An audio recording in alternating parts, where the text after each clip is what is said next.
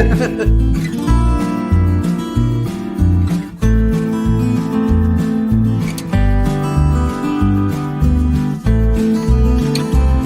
the side.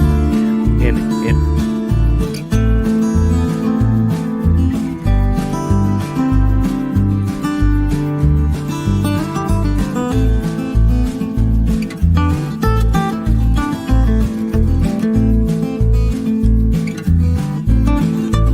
but I appreciate everybody on the chat tonight for your comments.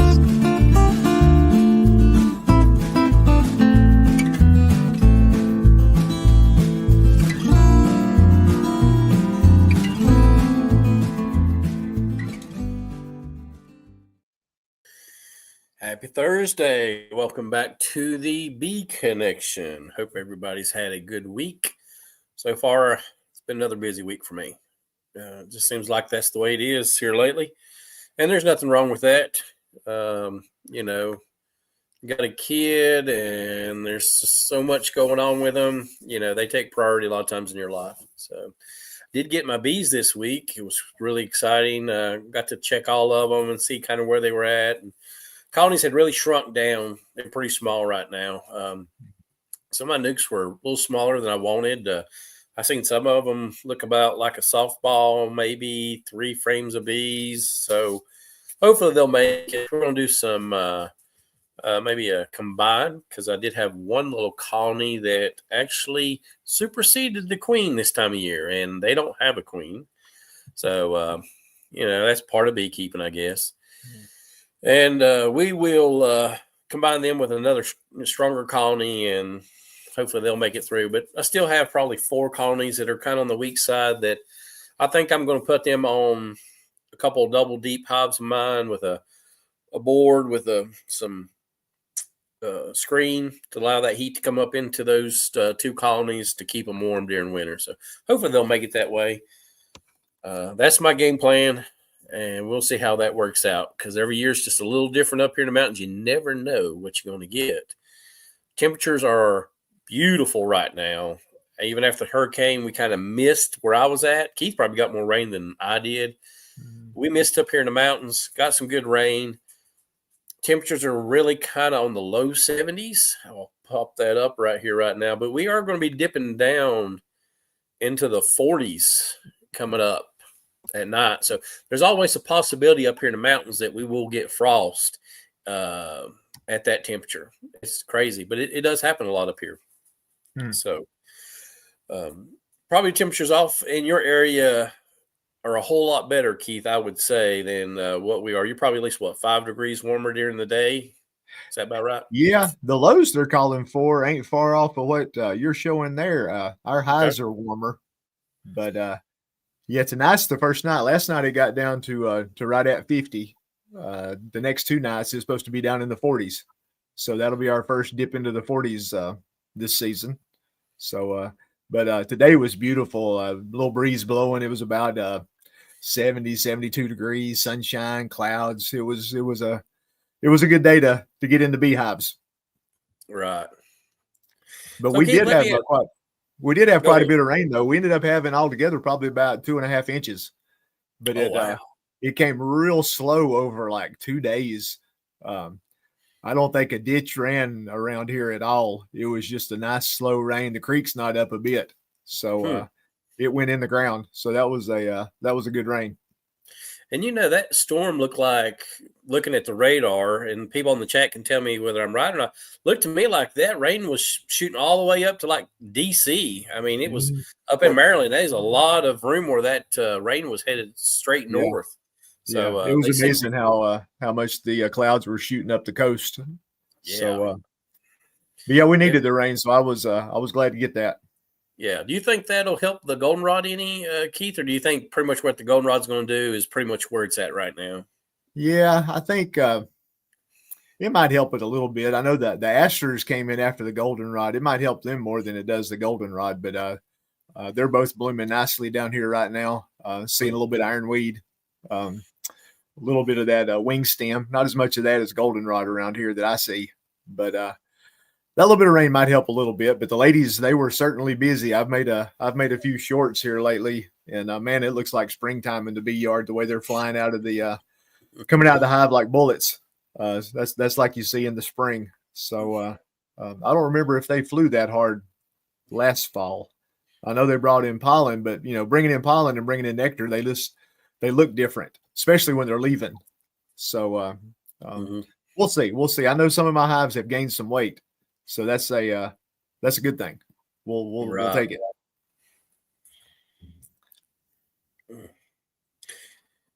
So let me ask you another question there, Keith. That colony that absconded on me or superseded or whatever you might call it this time of year, well, I wonder what makes a colony do that. I mean, that's just kind of weird. I mean, we kind of discussed that before we got on air, but I mean, it's going to be hard for that colony even to make it. Would you not say that? Yeah. The tough part is they can, you can do a walk away split right now and they'd make a queen, but they're not, she ain't going to get mated. I've gone through a lot of hives this week. I went through about 15 of mine today. And I guess today's Thursday. So Tuesday and Wednesday, I went through 3 of the people that I'm helping. I went through, we went through their hives. And probably out of all of that, I might have seen 5 drones, out of all those hives. So drone wise, they're gone down here. I'm just not seeing them at all. So they'd make a queen, but there's no way she'd get mated, or she wouldn't get mated good. Right. So I don't know why the bees would do that. We talked a little bit before we went on air. We always talk about the bees are smarter than we are. Let them do what they want to do. Well, sometimes they ain't as smart as we are. They do some crazy stuff. It's almost like they missed an input somewhere. If they wanted to supersede, the queen was bad. She did this. She did all these different things. But they missed that input where it's going to be 40 degrees and you ain't got no drones. Maybe exactly. 2 inputs. So if it's at 40 degrees and you ain't got no drones, you don't need to be thinking about making a new queen because it ain't going to work. Right. I mean, don't get me wrong. There's a good flow coming in right now, but drone wise, I mean, it's I don't know. So. Yeah, one of the people I help, he was all happy the other day. He called me up and said he was catching a swarm. Looked like one of his hives swarmed, and part of it was in the tree and part of it was on the ground, and he was getting some boxes out and going to catch them and all this stuff. And I was telling him everything he needed to do, but the whole time in the back of my mind is, man, you've really probably got you got 2 things messed up now. You got a swarm that ain't got a home that you're going to have to rob some resources out of your other hives to give them a chance of making it, as well as feeding them. Plus, you've probably got a hive that if they did make a queen, she ain't going to get mated. Right. So that swarm really screwed up a couple or 3 things. And I know you're happy chasing it around the yard, but it ain't a good thing. No. So what would you do? I think the queen, he found the queen, but found a queen and it was dead. And I think he just caught the bees and put them back in one of his hives, and we'll check, about all you can do after the swarm. You can check 21 days later and see if you got any brood in all the hives. And if one of them actually lost their queen, you're queenless. So you're going to have to combine them or something. That's what I was going to ask. Yeah. So you were looking at maybe combining, and then it would be a late combine at that. You'd be. Yeah, they're not doing you a whole lot of good.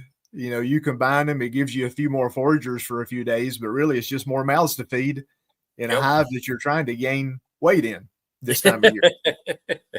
So yeah, a swarm this time of year is just bad in a lot of different ways, especially if it's your bees. Right. Yeah, no doubt.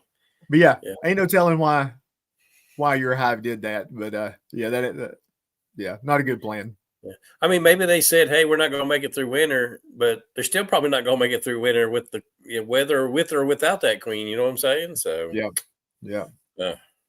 Wow. Anyway, so I think if I'm not mistaken, me and you kind of talked about you're probably going to go back down and help Jace out maybe on Sunday. Is that correct? Yeah, we're trying to get that worked out. Right now he's got he's got the nuke that we took him. So 5 good frames, and that's in the middle of a 10-frame box. He's got a frame feeder in there, and he's got some of the 21st bees frames in there that they're starting to draw out some. But that's not really a good situation to go into winter with. There ain't enough food there. So I'm planning on taking him a medium down, go in my hives and pull 6 or 7 full frames of food and a few empties. We put the empties right over the center of the box. So if the queen wants a little bit more room, Jace was a little bit concerned that they're getting a little bit plugged out in the brood area, not having the queen much room to lay, filling everything up with his sugar syrup. Right. So if we take some drone comb, put it right above the nuke, there's still a little bit of time she could lay up there. He's further east than I am, so his season will stretch out a little further than mine. So, he said still had a lot of pollen coming in right now. So he should, if I could get him some help down there pretty quick, I think he'll be okay. So we're still working out the details, but hopefully we'll go down Sunday. Well, that's awesome that you're willing to go back down there and help him out, and then also set him up with some extra frames and stuff. Yeah, that's no problem. I want that one hive to make it for him through the winter. I mean, it's not the end of his beekeeping career if that hive don't make it. We'll it's a lot easier come springtime to get your bees going good. But I like to see that one. I like to see that hive make it. So me and the wife, me and Michelle, we'll do a little road trip, about 2.5 hours one way. We rode down there. Me and you. It's an easy drive, especially coming back when we hit the toll road. That toll road, that's the way to do it. Yeah, I wish we'd hit that toll road last time. Yeah, we'll hit that both directions. So that'll make it a bit easier ride. So we'll see. Yeah. Well, Keith, I appreciate you doing it. You're a good man to do that and go down and help them out. And I'm like you. I'm really rooting for this colony to make it through winter, and I think it boosts his confidence a little bit. And when you get your first colony through winter, you feel like, I'm a beekeeper now. I know what I'm doing, and it's that's a good really feeling. Your first big win. Yes, 100% it is. Get the hive through the winter. That's you can do some things, but that's what got me going. Once I figured out how to get that hive through the winter, I was like, okay. And after that, I doubled every time I wanted to. So, we'll see what we can do with him. He's got some family visiting this week out of Louisiana, so got to get them out of there or something before he can decide what we can do Sunday. So we'll see if it works out. So, we're really getting close to that winter prep, finishing the season out. And I'm really starting to think about putting reducers on because our goldenrod's about done here. Maybe another week of goldenrod. We still got the asters, but I really want to get those reducers on there or mouse guards. Go ahead and get them on there. What else should I be looking at, Keith, to finish this out? What would you say? What else do I need to think about getting done? The big push right now, I went through half of mine today. I'll go through the other half tomorrow, and that'll be pretty much it until I go through them that last time, and then I set them up for winter. So that'll probably be towards the end of October, early November, something like that. Depending on the weather. But the obviously the big thing right now is food and brood. Go around. Make sure they've got brood in them. You got queens. I mean, if you didn't have a queen, not much you can do about it. Like we said earlier, but you can combine them. That's about all you can do. But I pick up on the backs of the hives. I got some that they got that proverbial box of rocks feel. So it won't be a problem pulling a few frames for that box to go down to Jace. But those are the two big things for me right now. Once I set them up, I'll put fondant patties on all mine when I do set them up for winter. So I've already got a couple of cases of the Hive Alive patties, and I'll set all the folks that I'm helping. I'll set all the hives up the same way. it's easier for me to keep up with if I do everything on the same schedule and do everything the same way. So they can't say that I'm treating my bees any different than I'm treating theirs, because I do them all the same. You're all the same. Yeah. So but yeah, I mean, that's about all you can do. If you your nukes that you've got there, a nuke can't hold but so much food. So are you feeding them right now?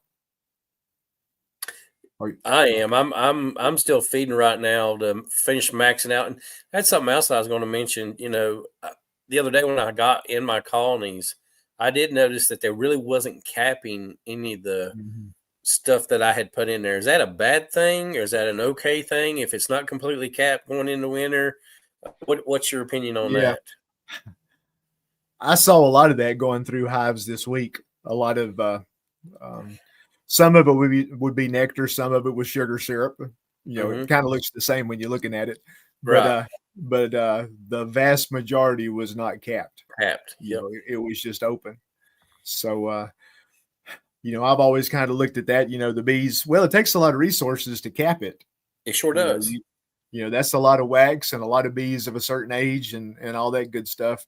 I would use the analogy for my newbies talking about capped and uncapped. Capping it is kind of like they put it into Tupperware. That's saving it for later. Right. If they leave it uncapped, that's more for they're going to use it. They're going to use it up in a shorter amount of time, or that's what they think they're going to do anyway. Right. So, I don't know if it being uncapped really matters. It's I haven't really checked the moisture on that. You always wonder if with an uncapped, are they still trying to dry it down? Is it going to ferment? Yeah, exactly. Will that be a problem? But I've never really had any honey ferment in a hive in the wintertime. Right. So opened or capped. But I have had capped ferment in the summertime this year for the first time, which was totally weird. Yeah, it's different. Yeah, that was the first time I saw that. It was just weird looking. You could tell there was something wrong as soon as you popped the frame out, and of course it had a smell to it. But that was like one frame in one hive. So I don't know what happened to that. It's like they misfired. I don't know what they did. They must have forgot about it. But yeah, I mean, I'd be curious if anybody wanted to chime in the comments. Yeah. Does it really matter if it's not capped? I don't know that it does. Yeah, he mentioned that if it ferments, it will. But right now, this time of year, will that actually happen? You know what I'm saying? With the cold weather, will that actually allow that? If it was nectar, would it allow it to ferment if it was real cold? Because we're getting close to freezing right now. The humidities are dropping. I mean, as long as they've got the moisture down, and we know they can get the moisture down to 18 or below, even with it uncapped. We know that's possible in the summertime. So maybe it's just not a big deal. Yeah, maybe it's not as big a deal as I'm thinking it is right now. So, that's what Tom says. It's not as humid. So, yeah. I just keep feed, and hopefully, like you say, that's the first thing they hit and eat first is where it's not uncapped or it's not capped. Yeah, I wouldn't worry about it too much. I'm seeing the same thing. You can kind of tell the honey. A lot of times in the hive, the honey will have it'll be a different color for me, especially than sugar syrup. Sugar syrup is the only light honey that I make. Everything else is dark, so you can tell by looking pretty easy most of the time what it is, especially if you get some out on your hive tool. Right. But yeah, I think you'd be okay. But that's a big deal, man. If they don't put it up now, we're running out of time. Yep. There have been some really good comments in the chat talking about what we're talking about right now, so I'm enjoying it. So a lot of brain power over in the chat. No doubt. There's some good people out there chiming in tonight. So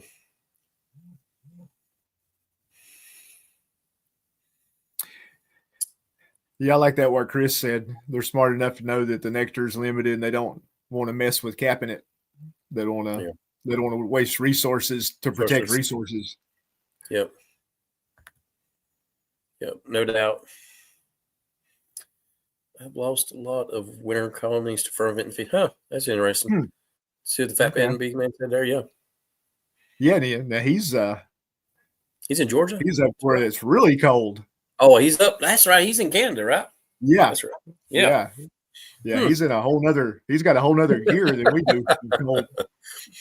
So that's interesting. That is interesting.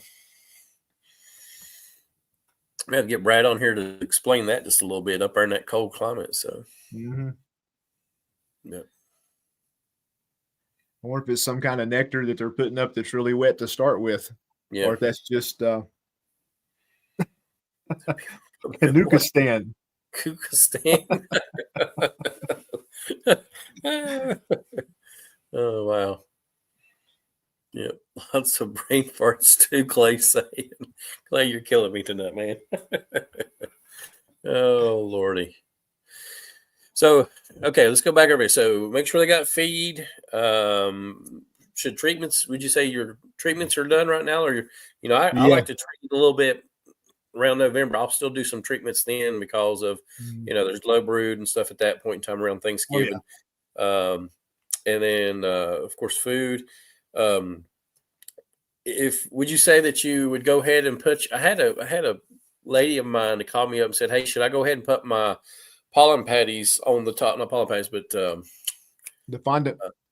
Fondant on top of the colonies right now. Should she go ahead and do that?" I'm like, well, I still feel like we got a little bit more time, but what would you think about that? Yeah, no, we'll probably this might make some lively discussion over in the chat. Some people don't say to put your fondant patties on until I've heard some people talk about January. Really? Okay. I put last year, good or bad, I put my fondant patties on probably the end of October. Okay. On every hive, and I had some hives eat as many as 3 of them. I had some hives that didn't eat one. So, but I came through winter really good. So I don't know that it really matters. I mean, you're going to have you kind of got X amount of food that's going to be available to them between what's in the hive and the fondant. So does it really matter if you put it on early? If you put it on early and they've got more syrup left in the springtime, is that a bad thing? If they've got too much, it's kind of a pain, but you can always pull it out and use it in nukes or whatever you want to do with it to get it out of the way of the real honey. So not really that big a deal, but I don't know that putting the fondant on early is, other than using more fondant, I don't know that there's really a downside to it. I'd be curious if anybody can think of one. Yeah. But, guys, chime in there and let us know what you think about that. Yeah, there's Brian says he does his in January and February. Yeah. Yeah. So he don't put his on until he finds if they are light, where I'm doing it, just as emergency feed is there if they need it. It's a snack if they want to go upstairs and get a snack, I guess. Brad's got a good one there.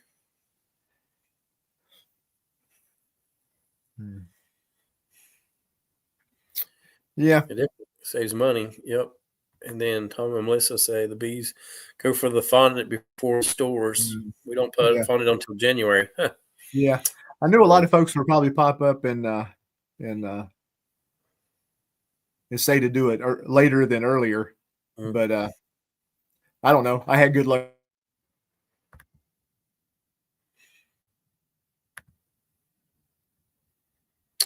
Looks like either Keith or I have paused. Hopefully it's not me.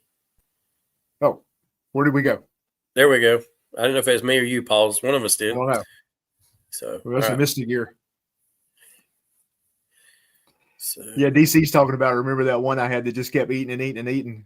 Yeah, that one put away three patties.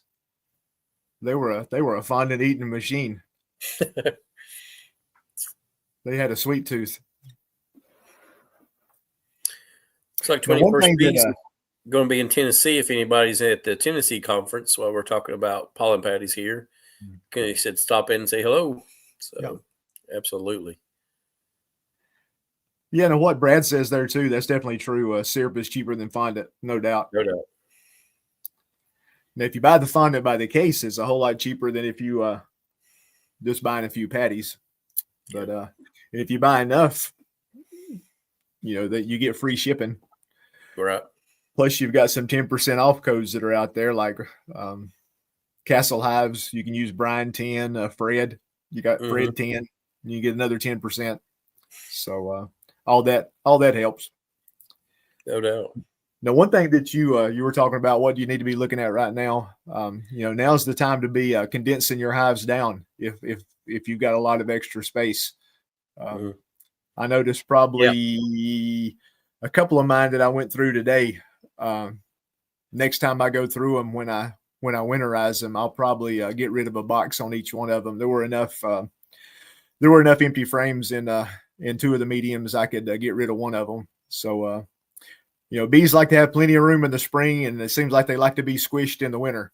Yep. So any extra boxes that are not got any stores in it, just get them off of there. If you condense a colony down to a nuke, if it's got extra, you do that. Whatever you need to do there. Absolutely. Yeah, they don't really heat the whole hive, but obviously the smaller the space the cluster is in, it makes it easier to heat the cluster. Yeah. So yeah. Brad, what fondant do I like? I use the Hive Alive, the thin patties. I don't use the big 5-pounders or whatever they are. Just the regular Hive Alive patties. So have you ever made any pollen patties for winter, Keith, or winter patties? I tried one time, and all I did was make a mess. Oh, really? I had my candy thermometer out, and I was trying to do good, and I just ended up with really thick syrup, I guess. It just didn't work out right. So I think it might have hardened after a while. I put it in some cookie sheets and just let it lay around for a bit, and it finally turned into something you could crumble up. But I didn't have much luck with that. Yeah, Brad's saying fondant can be tricky too. So yeah, I'll agree with that. Well, I'm going to try to make my own fondant for winter. We'll see how this turns out, because I've got a lot of colonies. It's going to get expensive if I try to put them on all of them. So, and then not all of them really need it, to be honest with you. Probably half of them, I think, might need a little help. So yeah. I mean, there's some costs there, and obviously, like Brad said, it's costs more than sugar syrup. But if I got my big hives and they're going to pick a number, I had some hives, a lot of hives making north of 100 pounds of honey this season. So that $6-7 fondant patty, that's pretty cheap insurance. Whether I need it or not, it's there if they need it. So and my bees did come out of winter strong. I was making honey, and my first pull was in April. So like I said, I'm bad about when something works for me, I'll just keep doing it. Yeah.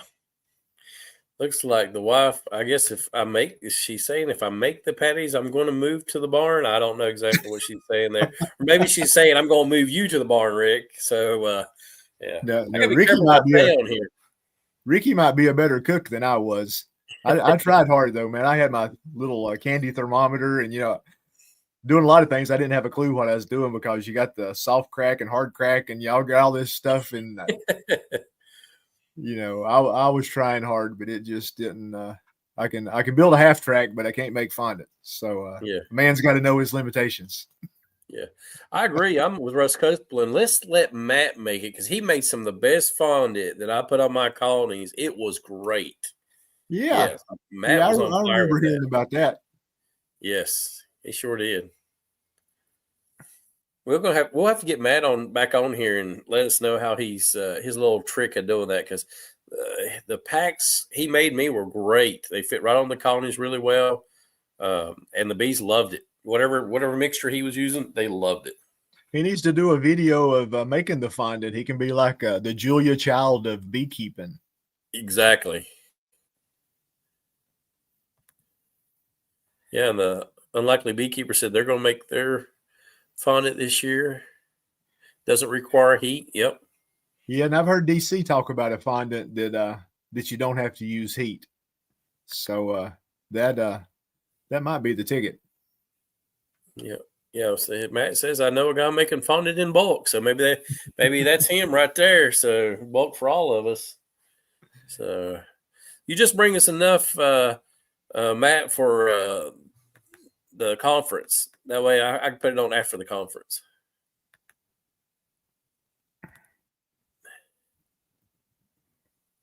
Yeah, there you go. That's where Mark gets his. Uh-huh. The Justin Wilson of beekeeping. The Cajun cook. Yeah.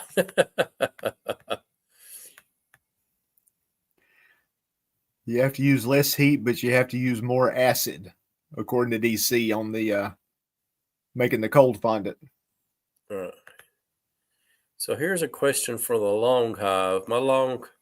In my long hive, where do I put a single frame feeder?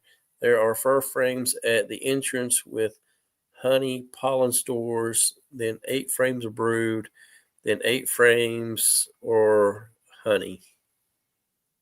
So when it gets a little winter, I don't really keep my frame feeder in my colony unless you're putting some kind of fondant or something in there I'm not sure about. But I'm just going to say how I set mine up. Usually I put my honey at the front entrance because a lot of times when you're doing a cutout, the honey's always right around the front entrance. And then I slide that brood nest back as far away from the entrance as I can. And then as they're eating their honey, they're moving themselves closer and closer to the entrance for spring. That's just how I do it. It's worked really well for me. I'm not going to say that's perfect, but like I said, it works good for me. I wonder where they're located at. I mean, in some places, 8 frames of honey. I don't know that you need to be feeding. Yeah, if those are deep, yeah, if those are deep frames, and that's tons that's of a honey. lot of food. Yes, that's a lot of food. So, that's always my first question. People are always asking, when do I start feeding? It's like, well, do you need to? Yep. So there's no room between the covers and the lid. So winter, you may not need fondant with that much honey on that colony. You're probably going to be okay. Is my guess. So, but you could.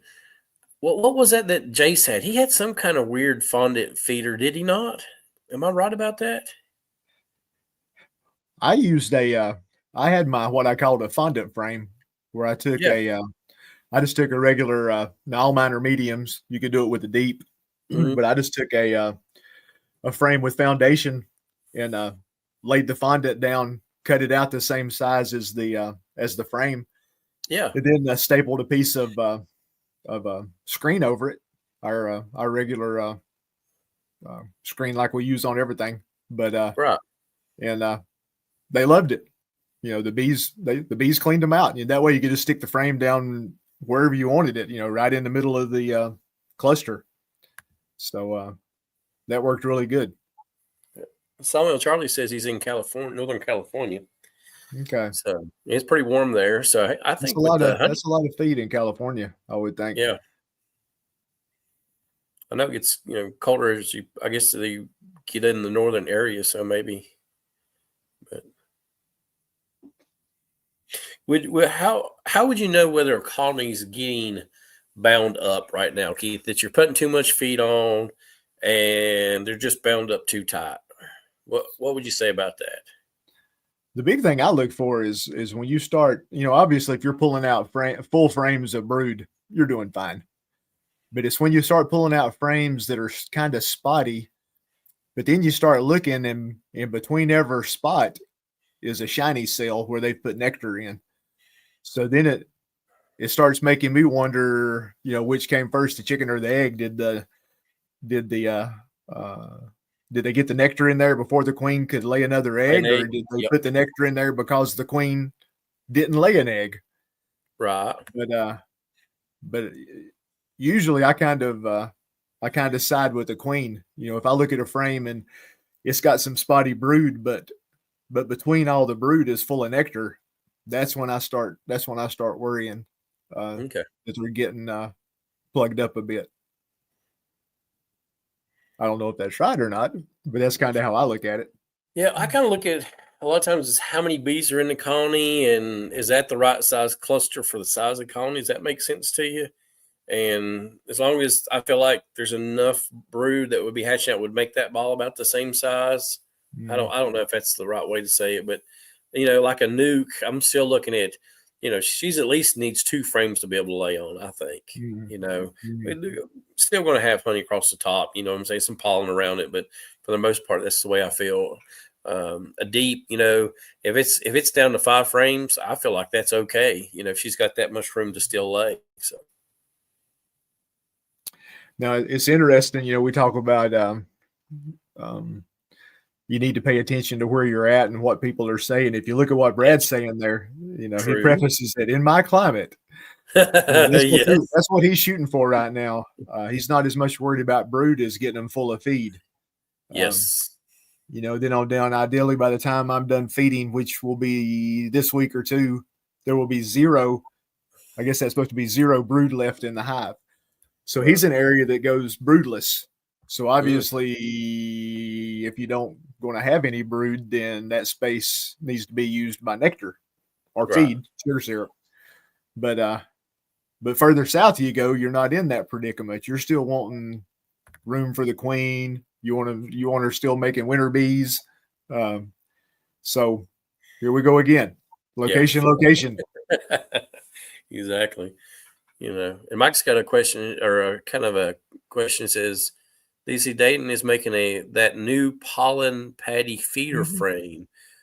What would you think it would hold fondant to? So, Yeah. that's kind of interesting. Some of these kind of high, what would you call them? Dual action kind of feeders, I guess you might say. So, Yeah, I'd say if it would hold a pollen patty, it'll hold fondant. You know, yeah. the only issue I had doing it the way I did it, which I'm sure they'll have the same problem, the fondant will dry out. You know, most of the time, if you when I put the fondant up on top of the insulated inner cover with a hole in it facing down, um, the moisture from down in the hive will come up through the hole into the fondant patty, and it'll keep it moist. You know, Hmm. during the winter. Now, when I put it on the what I call my fondant frame, where I took it out of the plastic bag and put it on the foundation and put the screen over it, um, obviously it dried out. It turned into more of a like a sugar brick. It Hmm. was softer than a sugar brick, but it was still not moist. Right. So that would fondant a pollen patty would do kind of the same thing. You know, a pollen patty will dry out too if you just Yes. leave it out in the open. And if you pull the paper all off of it, like I usually do to get them to eat it really quick. But um, so yeah, I say that's a good possibility that it's going to dry out, but I don't know that that's going to hurt you too bad. They'll still eat it. Yeah. So DC's got something interesting here because I've got a friend of mine. He swears this time of year it's almost better to open feed than it is to Mhm. put feed on top of a colony. And he says especially a small colony because you're chancing that colony to get destroyed by a larger colony. So what do you think about Mhm. that, Keith? That's interesting. Yeah, I never do a whole lot of open feeding on a big scale. You know, Hmm. I put a lot of sugar water out on the deck because I just like to see the bees come in, and I can tell kind of what's going on with the flow depending on how many bees show up on my sugar syrup on the deck. Um, I put some out this week and they sucked it down really quick, even though there is a lot of stuff blooming right now. So I'm not an expert on doing, putting out 5 gallons of feed in a Tupperware with some pine cones floating in it or something. I don't. Hmm. I think I've done that one time and they sucked it down, and it really bugged me because I couldn't tell if the hives that needed it were getting it or if my neighbor's bees were getting it or where it actually went. I just knew it was gone. Right. Um, um, the feeders that I use, those little rapid rounds inside the hive. I don't know that I could ever say that using those have caused me any robbing issues. I don't put any any of the fragrance stuff in it. Like Exactly. what's that? Honeybee good. Is that the Honeybee real healthy. smelly stuff? Yeah, Honeybee healthy. Yeah. yeah, honeybee healthy. Yeah, stuff Yeah. smells great. If I was a bee, I would go for it too. But uh, but yeah, if you're using something like that's going to light them up, that could be a problem. But I just use syrup, and obviously they can smell syrup, or they won't be able to find it when you're open feeding. Even if you don't put nothing in it, they find it. So I so yeah, second I what you guess I can just said. argue both sides. Yeah. I would second what you just said about the honeybee healthy. Do not put that on a weak colony because that smell will Mhm. drive every bee for miles crazy trying to get into that Yeah, colony.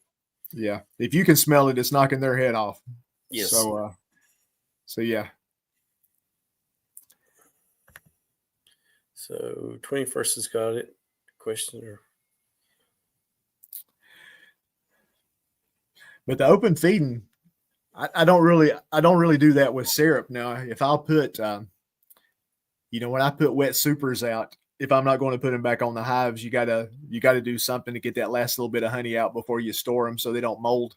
Um, you put a bunch of supers out, and the bees will come. And when that happens, even though you're putting them 100 yards from the beehives or whatever, you can still tell something's going on because the bee yard lights up. And I would kind of compare that to open feeding on a big scale. When you set out 8 or 10 supers, um, the bee yard does it lights up. You can tell there's something going on, even though it ain't within sight of the bee yard.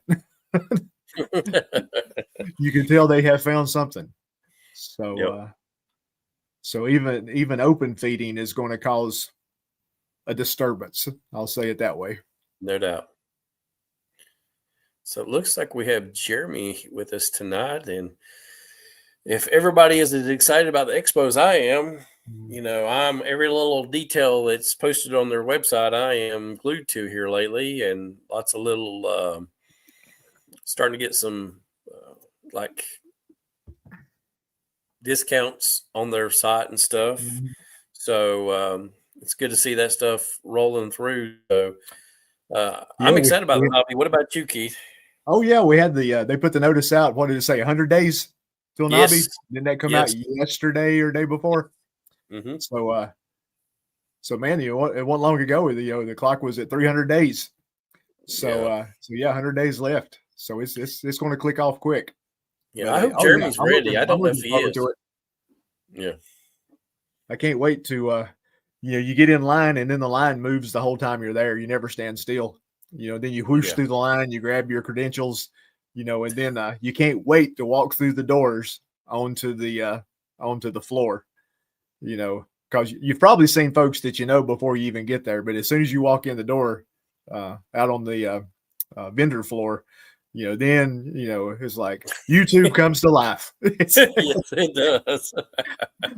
all these Uh, characters that you've talked to all year, but you don't get to shake their hand but once a year. that's it. It's a lot of fun. Yeah. Yeah. You can see people like, Sawmill Charlie or, Tom Mhm. and Melissa so. Oh Yeah, man, listen, Tom says that Jeremy's going to be a bad this year. Man, he's gone hardcore.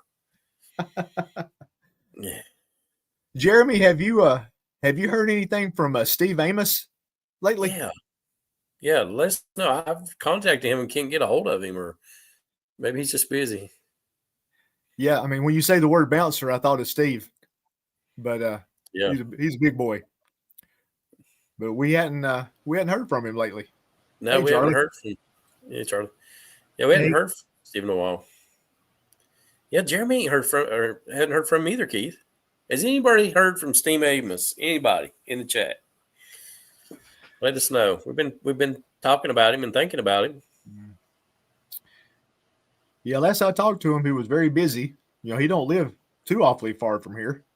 Mm. He's down towards Charlotte, Shelby, Hickory.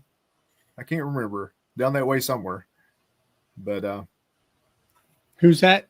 Oh, or Steve Amos, Steve Amos. he's one of the fellas. He usually helps Cayman at Nobby.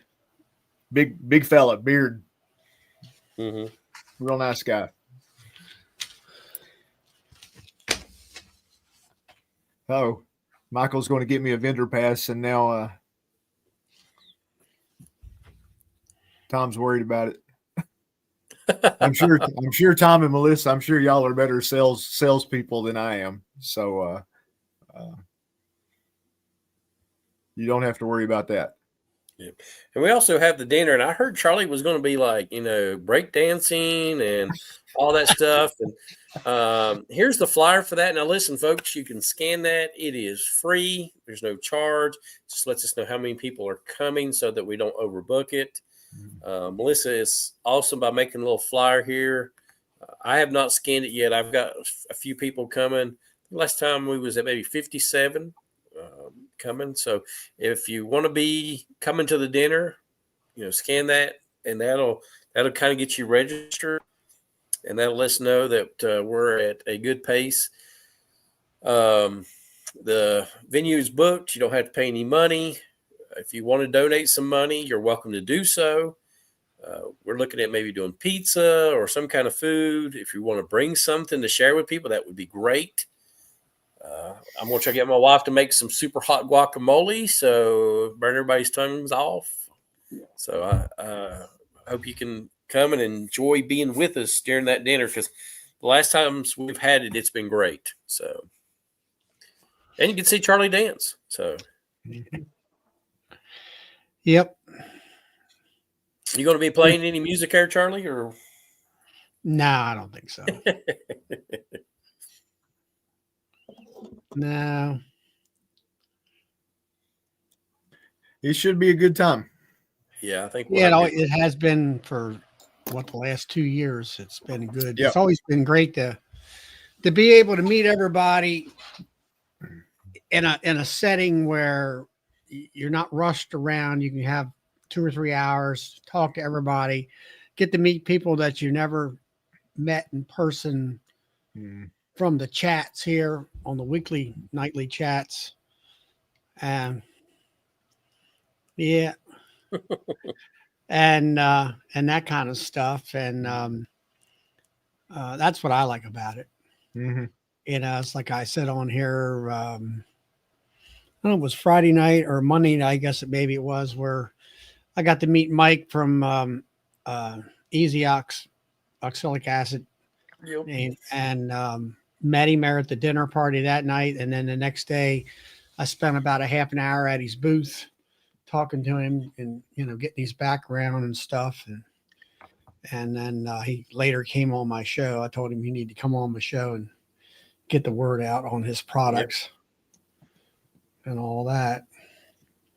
So how many was there last time, Charlie? How many people? I would say somewhere we had supposedly space for 50. We probably had 60 people. Okay. We had some other folks that did stop by and, came in for a little bit. Mike Berry. Let's see who else. Let's see. Randy Dirt Rooster came in. Oh, wow. Yeah, I met Matt there and his wife, and I don't know. Let's see what else. There was folks from Canada there last year or this year. There was a couple there from Canada. It was tight, but we made out fine. It was friendly, and we, food was decent and all that. Now, to let everybody know, I've been to this other place that they're going to have it at. It was where they had the mead tasting thing. It's very roomy. It's a big facility, and with regular table, where I think they have round tables there and stuff, and it was very nice. Mm-hmm. And I think everybody will have plenty of room to walk around and socialize, and you'll have some small finger food there. Yep. And I think you'll have a really nice time. Mm-hmm. Oh yeah, it's a lot bigger than the pizza place. Oh yeah, it's a little. Well, I don't know. I get coming in from the way I come in from West Virginia through the interstate. That is the most complicated beltway, or as we call it around Baltimore, interstate than I've ever seen. You know, it's like I had to have a navigator. All right, get over to the right lane. Okay, get onto this exit. All right, get on to the next right lane. Yeah. And it's like over and then down the lane and over and then down the lane. And finally you get out on the road there that kind of comes in front of the expo center there.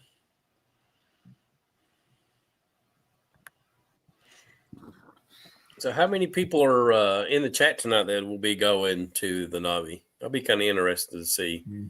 I'd probably say half, maybe, or maybe I'm wrong about that tonight. So I don't know. I already got my tickets and reservations and everything. Yeah, we'll be there. Yeah, I think we're going to be in the same hotel that Tom and Melissa are going to be in, but looks like the party's going to be at Matt's room. Do we have a room number for that yet, Tom? Do you know what the room number is for Matt's room for this? So we'll have a party at the little conference thing that we're doing. Then we're going to go to Matt's little room and have a little party there also. So and all that. So yeah, looks like lots of folks in the chat are coming. Yeah, awesome. Russell's coming. Yep. Dodd's coming. Dodd. Clay. Yep. There we go. Okay. Larry's going to be there. That'll be awesome. Him and Jan being there.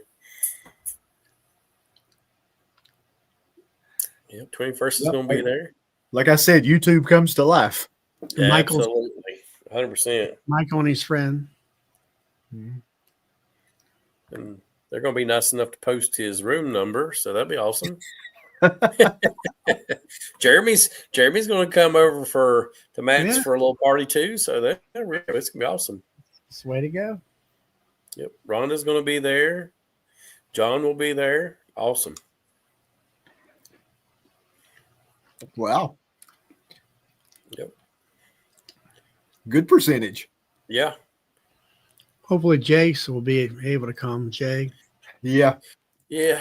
Hey, have you heard anything about his mama? How's she doing? Is she still having it hard? No, when we talked a week or so ago, she'd had to go back in the hospital. Right. But then when I talked to Jace this week about going down this weekend, about family being there. Right. But he didn't say for sure if she was out of the hospital or not. So I don't know. Okay. Yeah, everybody just remember Jason and his family in your prayers. I really do hope that he gets to come. And it was nice of Cayman and Jeremy and Chris and all them to go ahead and get him 2 tickets to come to the Navi. That was awesome. Yep. Yeah. Is Grayson going to be there? Do we know if Grayson's going to make it? Have you heard Charlie's Grayson coming? I'm assuming he's going to be there, but he was in the chat a minute ago, but I hadn't seen him lately. I hope he shows back up. Yeah. Oh, everybody love it if Grayson would make it. Yeah. He come 1 year, about 2 years ago, Charlie? Was that right? Grayson was at the Navi? I first met him at Hive Life. Okay. Yeah. Okay. And all that. Him and his brother and mother and father.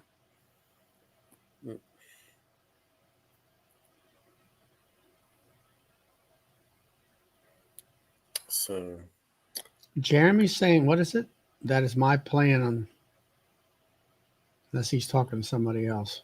Yeah.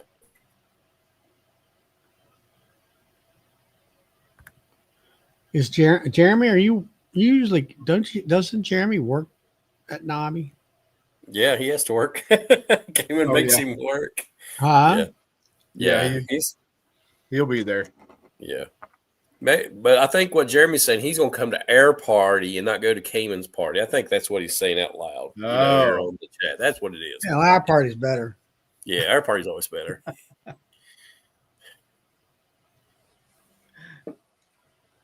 You have a lot better conversations with us, Jeremy. So just come on to our conference. Our little JW. So, JW's on here tonight. What's up, JW? Hey, JW. Yeah, I don't know. To me, it's a big family gathering. Jeremy says that's all he does is work at Nobby. Oh. Well, I tell you, for me, this year will be getting to spend more time with people. So I'm tickled to death. I'll get to bug Keith a little bit more, Charlie a little bit more. So, you know. Well, being a vendor, I mean, people are like told me one time, "Aren't you going to have a booth?" And I'm like, I don't. It was several years ago. I'm like, no. I said, this is my destination vacation type thing. Yeah. My winter vacation. Yeah. See, Mike's coming to the vendor party. Look at that. Mm-hmm. Yep. So. Yeah, I like Robert. It's funny at the vendor area. It's kind of like we used to do when I was a teenager, cutting the block, going round and around. Every now and then, you have to turn around and go the opposite direction so you can see who's behind you. Yeah. So, the vendor area, you just go this way and that way and every which way, and it's friends everywhere you look. Right. So, Robert, Robert, we will not be selling long-leg hives at Nobby. We have actually sold our business. Been about 2.5 months now to Mike McPhee. If you want his number or his contacts, just let me know.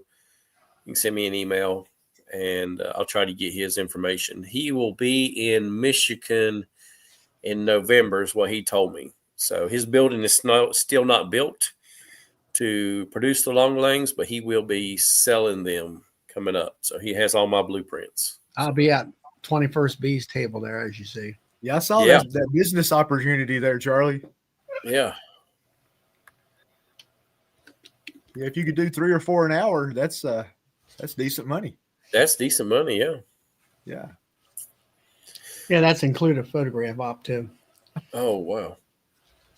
So if yours is going for 50, what's JW's going for, I wonder? 250? I don't know. I appreciate that, Brad. Thank you very, very much for that comment right there. So we did try really hard to come up with some interesting designs to help people out. Oh yeah, that was a lot of pretty work you put out. I appreciate it. And it goes more to my workers, it's kind of my ideals, but my workers really did some very detailed work with their stuff. So.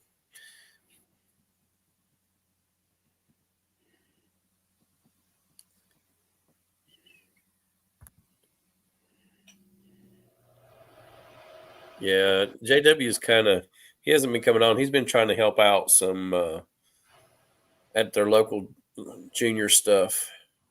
So junior what? Junior high school or? I'm not exactly sure. College. There you go. College. Yeah. Okay. What's that? Well, that's good. Yeah. Yeah, with them famous peoples, the colleges bring those guys in like JW. So. Yeah, probably breeding cattle or something.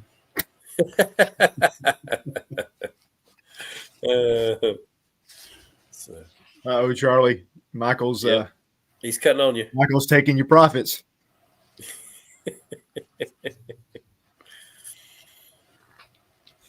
Yeah. Well, I should get a little bit. I've known Charlie for a long time, so he's kind of like family, to be honest with you. So when now you live close to Mountain City, right? Right. See, yeah. I was at a family dinner thing, and one of our members, her family passed away.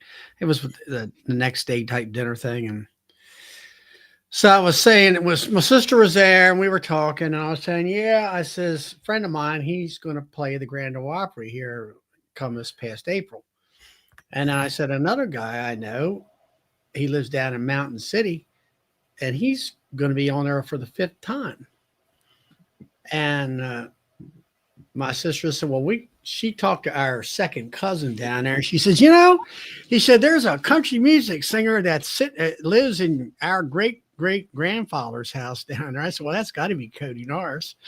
And because he's playing. So I got to see Cody the next time on a show and tell him and his wife. I said, yeah, we're connected now. You're living at my great grandfather's house or something like that. I'll have to look at my notes. Yeah. And it was kind of ironic. Yeah. Charlie's So got some. what's going on in your bee yard, Charlie? Yeah, tell us what's going to be our Feeding. A couple weeks ago, I took out Formic Pro and inspected, and then I put the feeders on, and top high feeders is what I use, and I dropped, let's see, 120 gallons of sugar water into them, and I was listening a little bit what you guys were talking about, and I'm to the point where it's like. So I did some things differently this year. First, I got rid of Aprivor, and then I went with Guard, and I started early mid-July, and I had to skip every other week because it was too hot for that product. Mm-hmm. And I finished up, I guess it was early September, I think it was, and I put Formic Pro on, I think the week after Labor Day weekend. And I left it on there for a couple weeks and took it off. And I'm looking at, I can see some brood, but it's real young stuff, and it's like normally I have more sheets of cat brood at that point in time. And so I've been holding off feeding them anymore because I went kind of through them and here spot checking basically. And they had like that upper medium. There's 3 mediums on the hive. So the upper medium is relatively full of nectar. And so I've kind of let them sit there and maybe make more brood and get it farther along. I mean, Monday is going to be 80 degrees here. It's chilly tonight. It's going to get down low 50s tonight, the last couple nights. And then in the mornings, it's like, I don't know, 65 degrees, something like that. And then by the mid afternoon, it's 75 or whatever. But so I'm usually like Keith, I'm about midway through October, I'm done feeding for the year. Mm-hmm. And I feed them to the point where they stop taking it. Okay. And then I'm done feeding. I don't feed through the winter time is like, and then come, I'll say February, I'll throw some pollen patties on. And last year or this year, they probably ate a pound a week in them hives. And, but with that said, I really didn't see a great benefit with pollen patties this year. And they had Apis biologic in it, and I feed all my sugar water has Apis in it. And so I've been watching my queens for the last 2 years. And last year in the springtime, I needed queens. Things were going south, and I requeened everything last spring. I made 1,000 pounds of honey last year. Weather was decent too. This year, it rained about the time the locusts bloomed for more than 1 or 2 days. And I noticed that my queen pattern or my brood pattern was in towards the center of the frame. And so over the course of the season year and all that, and last winter, I did a lot of research, heard some different conferences, some local stuff, and, found out through science that after the first year, your queen drops 40% in laying power. And that's, to me, is huge. And then I do that rolling demery where I'm pulling cat brood from the bottom from the single brood chamber area, which is my 2 mediums, to above everything, above the honey supers. And so I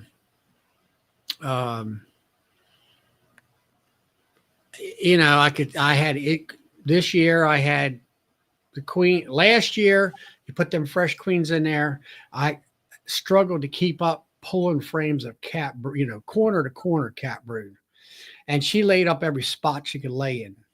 Mm. And you put new frames in. And, honey production was great because there's plenty of bee population and all that stuff. This year, she couldn't keep up laying enough eggs without the other bees backfilling. And I seen that, and I seen a thing about the queen dropping 40%. And then I talked to like James from up in Manitoba or up there in Canada, and talking about replacing those queens every 2 years where I'm at. I talked to Troy Hall up in New Hampshire. Same thing he said. And which was, this is some information that I find I get aggravated. I'm like, why did it take me 16 years to find this information out? Why isn't this information, we harp and harp and harp on mite treatments. Why aren't we saying to the 5-year-old beekeeper or better and say, hey, you really need to replace your queens every 2 years in the mid-Atlantic states because of this. This is why you want to do it. Maybe I guess I'm more of a sideliner to where, I'm looking for I need 1,200 pounds of honey, to keep up with customer demand or more. So, I'm more like a business mindset towards my bees and that kind of stuff. And so next year I got definitely I made queens this year. That was one of the things I got back. I got out of selling nukes and dealing with the people. I got back into queen rearing, went down to Bill's I'm on Monday nights with, and learned how to set up a good cell builder. And I did a lot of tweaking and how to do things with that cell builder and how to make make the queen hatch within the cell builder like a banking frame and things like that. And let's see, DC Charlie, that's the difference between the sideliner mindset. Yeah, it's true, DC. And that kind of stuff. So I kind of tweaked and got good at the cell builder part and getting had grafting down. Kent Williams showed me how to do that back in 2019. And all those techniques, as I'll say, with the cell builder and getting that queen hatched to that point, getting her mated is next year's skill sets. Where trying to keep mating boxes populated throughout the season. And I tried different ways of introducing virgins to queenless hives. And there's issues there. I put them in candy cages. I put them in candy cages with no attendants, with attendants. I walked them in the top of at the top of the box down in there. And that kind of stuff. I walked them in after they were 7 days old to where they could really fly, because I had one of them fly off on me because they're developed, ready to roll, and that kind of stuff. So, it's, and then I've talked to some other people that do this and that are commercial, and they're big on. When I originally started all this stuff years ago, I would put cells in the mating boxes, and I remember having a much higher success rate. So maybe that's what I need to go back and do, is put cells in and have a higher. The thing about having them hatch, you can mark them, and you got a viable queen. Just trying to keep them in that hive, you don't think that they're accepted because they don't smell, as a virgin or not a virgin, but a mated queen does. So that's where I'm at, kind of a thing. Just trying to get ready for winter. I got my reducers in, and I've got a few of the hives out there. I think they're queenless. Pretty sure they are. I had like a cell builder. It never took. So I condense that into somebody else, some other hive. And I've got a couple of other hive. I got one hive out there. It's number 5 hive out there, and it gave me trouble all last year, gave me all the trouble this year. It's just like, what is it? A bad spot on the rack or something? And what?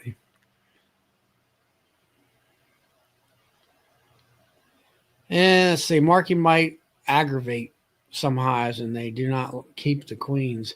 I've asked questions about that too. Some people say they have no problems with it. Some people, I don't know. Do you think maybe when they're out on their mating flights, if they're colored, they got a little bit more color on them, you think that makes them easier prey to pick off? It could be.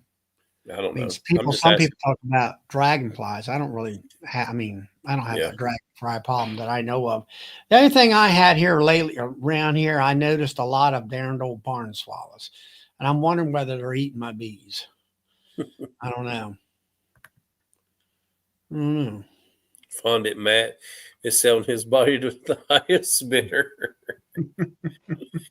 He makes some great fondant, JW. I'm just saying, he does, sir. So, Charlie, do you run screen bottoms? Yeah. Did you check your mite drop? I was curious between Apogard and Formic. If you actually saw, I checked after Apogard, and there wasn't a great amount of mite drops. I mean, there were some, and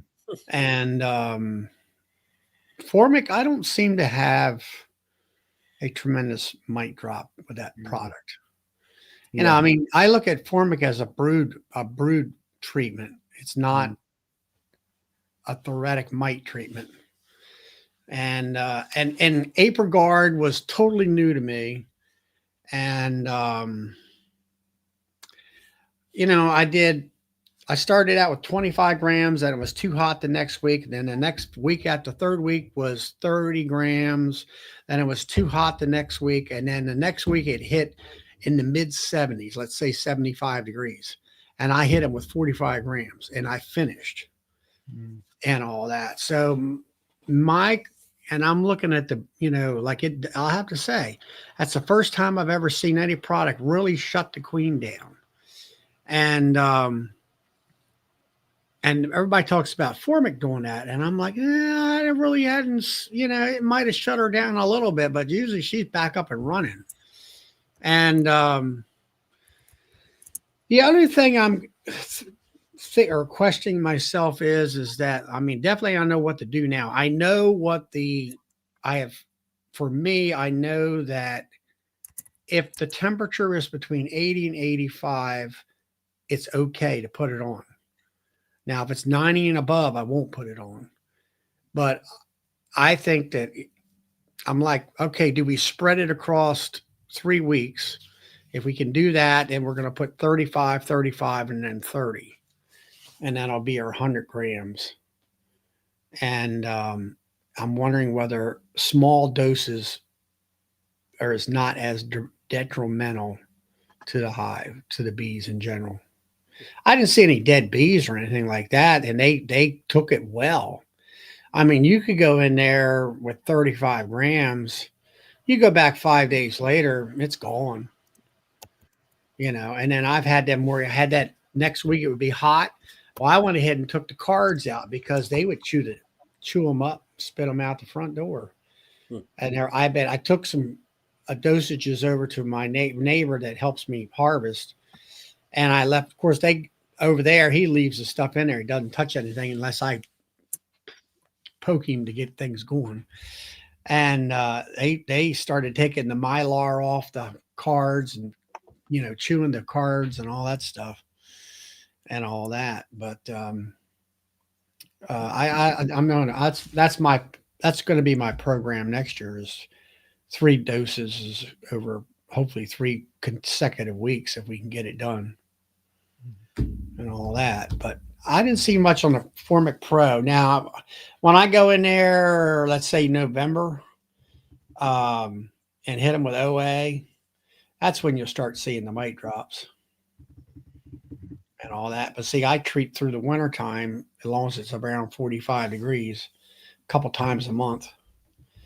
And I think that everybody talks about treating in the springtime. I said, well, I don't let them mites build up. I keep them down low all the way through the wintertime, and then come springtime, I quit all my mite treatments. April, May, and June, I don't treat at all because it's honey supers are on, and then I usually treat somewhere around the mid July, late July, and all.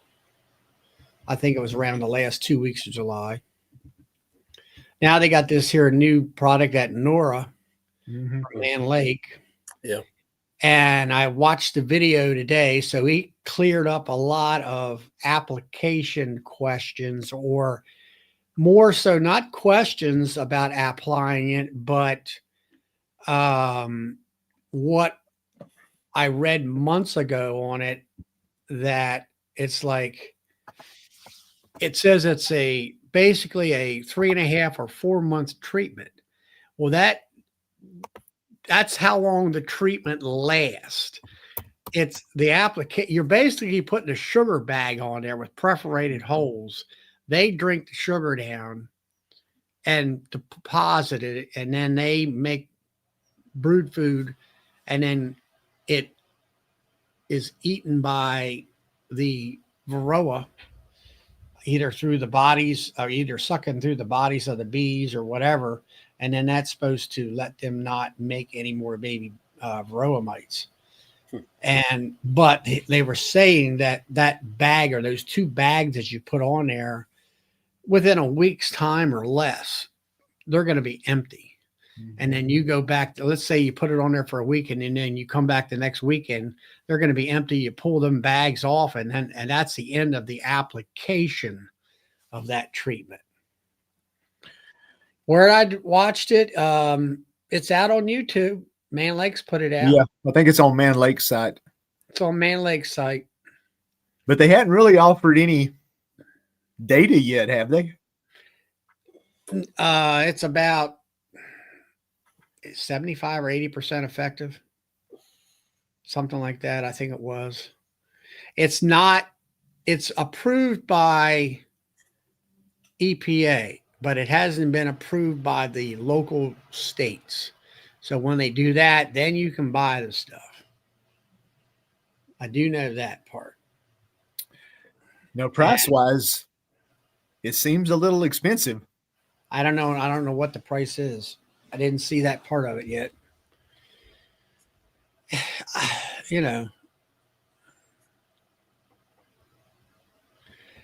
And it also stated in there, it wasn't a knockdown. It was you get your bees knocked down, your mites knocked down low, and then you put this stuff on. And it's more like a maintainer. But now that was what they said about Viroxan. Oh, Viroxan is a maintainer. And that's what Benny and all them guys were, when they were doing their experiments. And now the Viroxan manufacturers are saying, oh, no, it's a knockdown. So maybe it's working harder on the mites than what they thought. So I don't know. I'll keep what I got as far as my mite treatment program. Like I say, last year I participated in the National Honeybee Survey. Results came back. Viroxan or Aprovar did not work, and even the bee inspector, before she left, you are going to back this up. I said, yeah, it was like the week before Labor Day. I was dropping Formic Pro on, and it took care of the situation. Let's see I'm keeping it simple. Formic Pro and some OA. Yep, that's good. I think they're showing a 24 pack for $216. That's a little bit steep. Yeah. So you said you had to put 2 per brood chamber? That's the way I understood it from the video. It says maybe it comes with 2 packages in the thing. Maybe you put 1 package on each hive. I'm not sure. Okay. Okay. Yeah, it's not a mite killer. It just inhibits from- them yeah. reproducing. Hmm. Yeah, it's not actually a, what would you call it, a mite killer or whatever the word whatever that would be. I can't remember. How long is it that a mite is supposed to live in a hive? Y'all remember that number? I don't know. There's one being produced every 30 hours. Wow. I do I don't remember know that. what that number was. It's longer than the bees left. I know that much by quite a bit, right? Yeah, that's what I was thinking. Even if the mites aren't making any more little mites, they can do a lot of damage if there's a bazillion of them. Mm-hmm. And this stuff don't do anything about that. So I think DC mentioned it earlier. You really need to knock the mites down before you use this stuff. Yeah. There you go. Someone says 3 months. Honeybee Life says 3 months.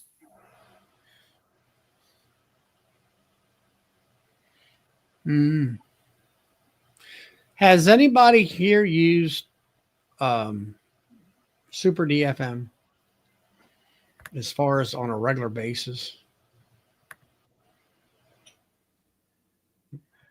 I have not. I haven't.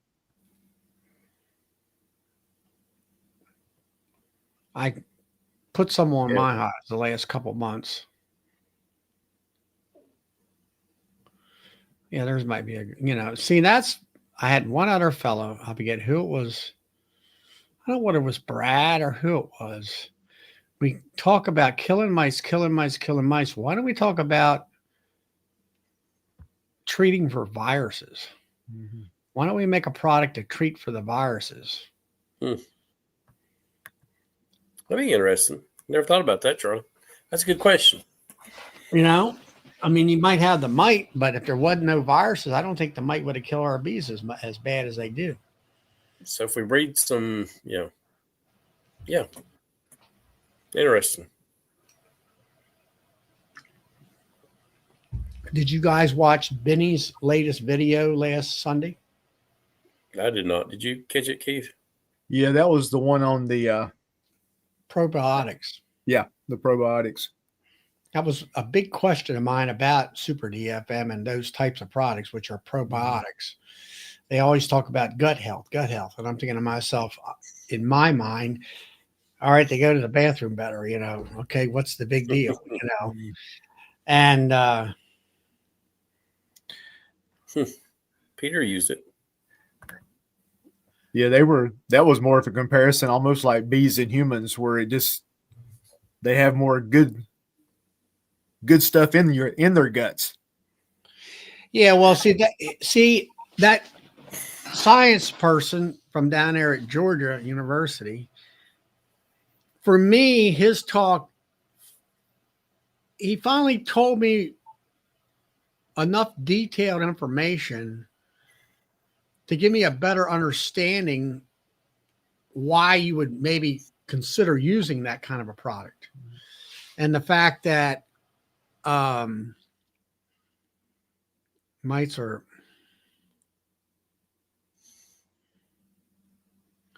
well, that's true, Garrett. But anyway, the gist of what I got out of his talk was that you kind of compare us with the bees. Mm-hmm. We take antibiotics, and your doctor will say, let's say it's some pretty hard, problem that you had to take the antibiotics, and it kills all your good bacteria in your gut. So then they tell you to eat yogurt, which will put back the positive gut bacteria, so your body can respond and does whatever it does, and make you more healthy feeling and active and everything like that. And pretty much that's what I got out of that talk, that it helps bees produce some type of chemical lining in their gut, which also it helps inhibit a lot of diseases,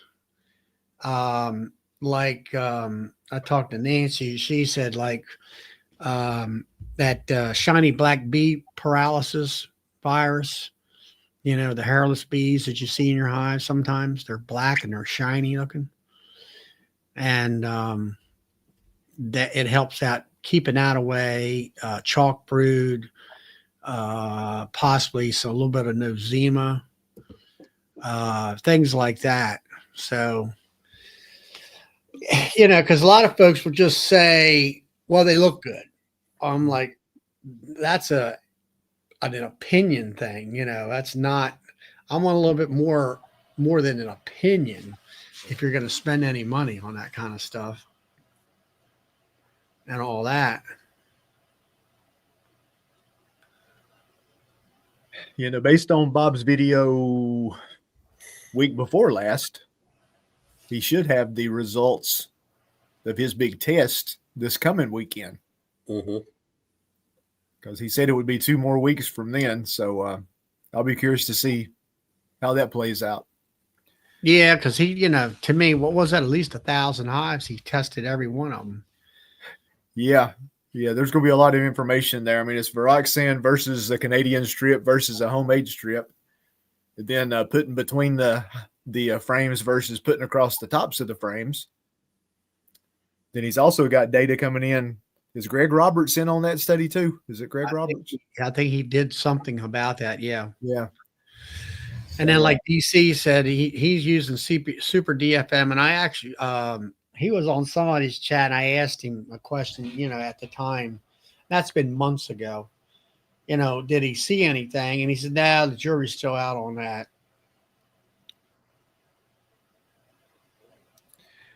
But yeah, he did. You did see him using it in a lot of his videos. wasn't a very precise measurement. He just take a hive. They would just take a hive tool full of the product and just throw it across the tops of the frames. Well, I started out. I got a bag of it for 50 doses, so it was enough to do 2 months worth. And I took a regular tablespoon, and it packs, so it's kind of moist, I guess, and it likes to pack in that tablespoon. And you can't just sit there and you know, like it ain't like sugar where you can just strudel it across. And then so this time around, I took my hive tool where you just kind of stick it in, and you get about that far from the end, and a little heap up on there, and then you can sit there and do like that. Actually, it worked better with the hive tool. Yeah, and it measurement wise, if you kind of get the basic, kind of repeat the same amount and back about an inch on top of your hive tool with a small coating of it, it seems to work out far as measurement wise. It works just fine. Then I watched Jason Crook for over here next to me, about an hour away, and he did it about 5 years ago. Same stuff, and he took a flour sifter and he took the measurement, put it in the flour sifter, and then he let it sprinkle over top of the hive, which to me, I just fill that thing up and go do like that, you know, and keep on going. And then he actually took the spoon and he actually put it on a frame and just kind of let it sit there, not sprinkle it. It was just up on an angle like that, like a little hump of it.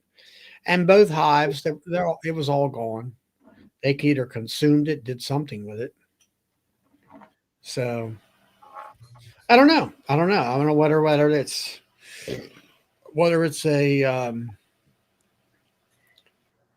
additive to your bees that will make them more healthier and stronger to resist any. And our bees can get sick and we won't even know it, you know, type of thing. You know, we know about Varroa because we can see it, we can test for it and all that. With this other stuff, there's no way of really testing for it. Right. So, well, folks, we're going to stop with the chat right there. Charlie, we appreciate you coming on with some good conversation about viruses and mites. Yeah. We hope we hope to see you guys next Thursday. Don't forget that Charlie will be on tomorrow night on his channel. And jump on with Joey, and then we have Tim and Hannah to round out the week. So if you got time, jump over there to those other channels and check them out. And we will see you guys next Thursday. We'll see you then. See y'all later. Have a good week. See you tomorrow night, 8 p.m. Eastern Standard.